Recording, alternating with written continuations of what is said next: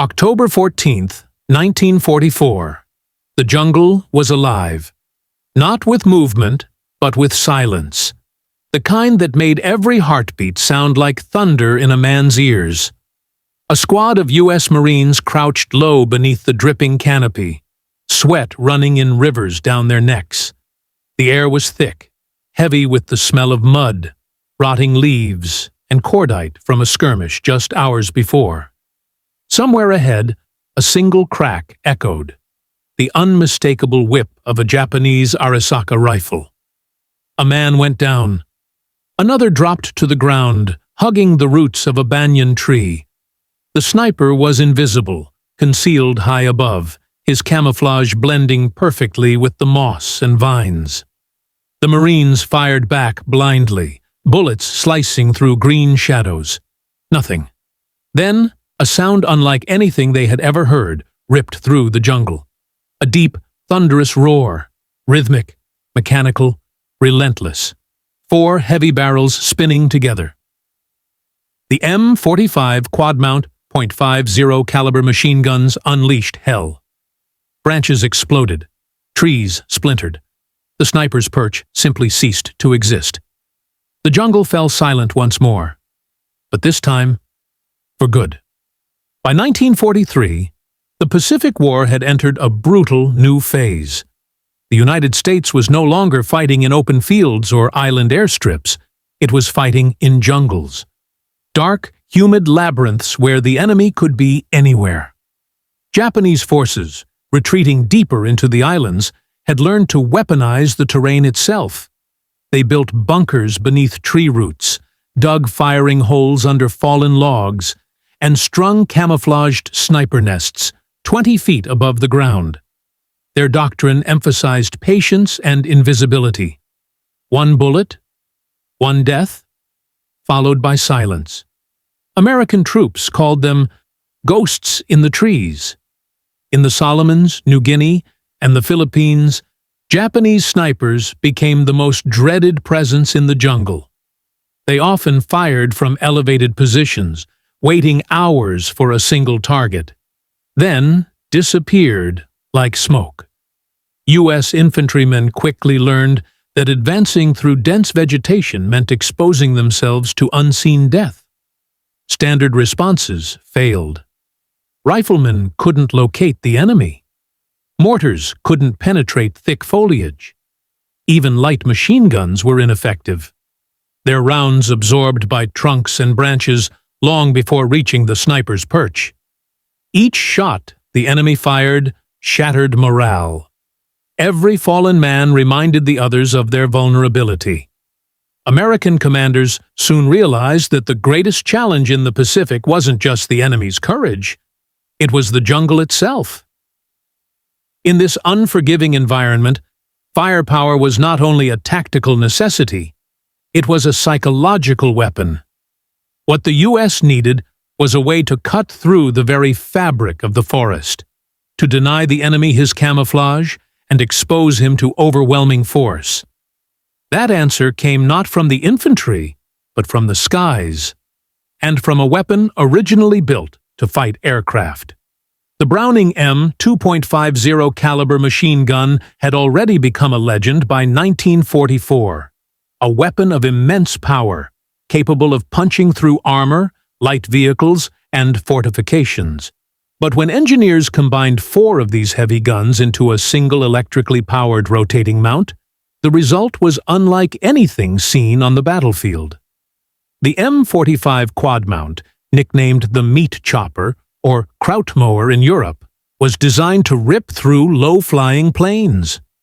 Mounted on the M16 half-track, it could pivot a full 360 degrees, elevate high into the air, and sustain a deafening storm of 50 caliber fire, over 2,300 rounds per minute. Originally meant for anti-aircraft defense, it was soon turned toward a very different target. When the U.S. Marines and Army brought the M45 to the Pacific, its purpose evolved. It was no longer hunting aircraft. It was hunting shadows in the jungle. Commanders discovered that when positioned at the edge of a tree line, The Quad .50 could do what mortars and rifles could not. It could strip away the jungle itself. Each burst shredded trees, tore through bamboo, and leveled sniper nests hidden in the canopy. Even Japanese soldiers behind thick logs or coral bunkers found no protection from the weapon's raw kinetic fury. Veterans would later describe its sound as a thunderstorm trapped in a box. Others said it was like God's typewriter, hammering through trees faster than the mind could process. But beyond its terrifying sound, the Quad .50 represented something larger: the U.S. military's industrial adaptation under fire. It was a symbol of innovation born from necessity. From the skies above Europe to the jungles of the Pacific, America's factories and engineers reimagined weapons to fit each battlefield. Where snipers used silence and invisibility, the U.S. answered with overwhelming force and mechanical precision.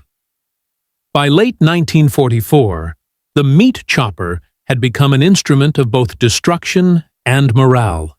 The kind of weapon that gave exhausted infantrymen the sense of control they'd long lost in the chaos of jungle combat.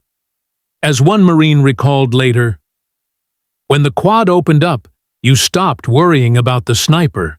You just watched the jungle disappear."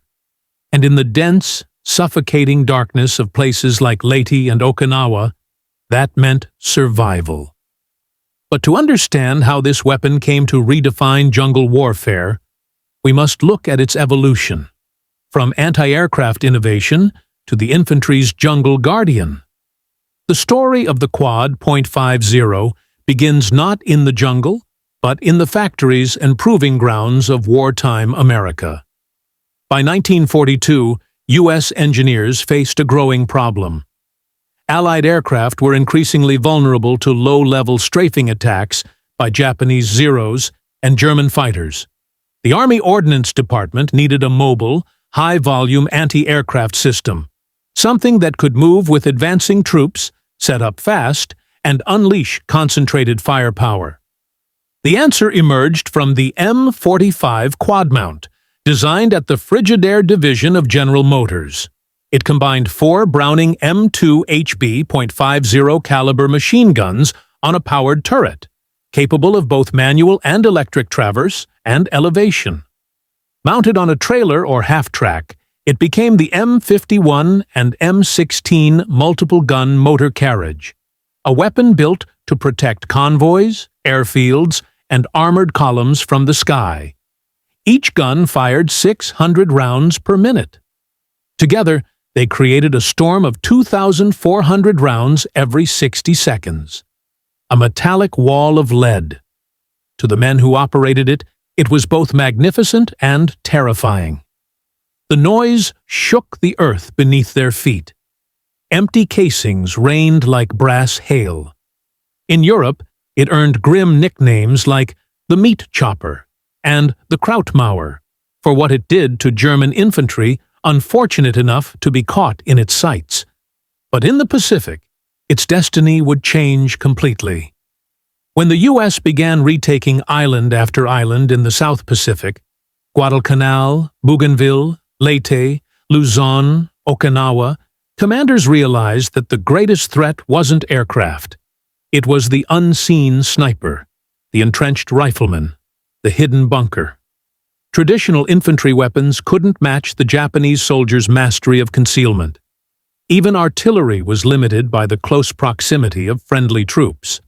So, officers began mounting Quad .50s on the edges of jungle clearings, defensive perimeters, and beachheads.